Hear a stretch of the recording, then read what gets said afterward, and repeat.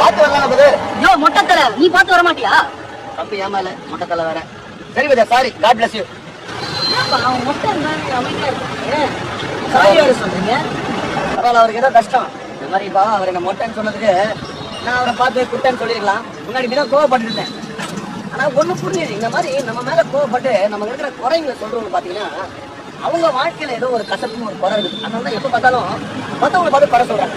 நீங்க கூட பாத்தீங்கன்னா உங்க லைஃப்ல யாராவது வந்து சொல்லுவாங்க திடீர்னு, என்ன கருப்பாயிட்டு, என்ன குண்டாயிட்டு, என்ன ஒல்லி ஆயிட்டு, என்னாச்சும் வாழ்க்கை எப்படின்னு சொல்லிட்டு நம்ம வாழ்க்கையில இருக்கிற குறையெல்லாம் வந்து சொல்லிட்டே இருப்பாங்க. அப்புறம் தான் எனக்கு புரியுது, அவங்க வாழ்க்கையில ஏகப்பட்ட குறை இருக்குங்க. அந்த கசப்பை எப்படி காட்டணும்னு தெரியாம எப்ப பார்த்தாலும் மத்தவங்க வாழ்க்கையில இருக்கிற குறைய காமிச்சிருக்காங்க. அதனால இவங்களை பார்த்து நம்ம கோவம் போடக்கூடாது, இவங்களை பார்த்து நம்ம பாவப்படணும், அவங்களுக்காக ப்ரே பண்ணணும். யாராவது இந்த மாதிரி ரோட்ல எங்கேயும் நம்மளை பார்த்து நம்ம கிட்ட இருக்கிற குறைய பார்த்தோம்னா பார்த்தீங்கன்னா அவங்களை பார்த்து காட் வசூல் சொல்லிட்டு பாவப்படணும், கோவப்படாது.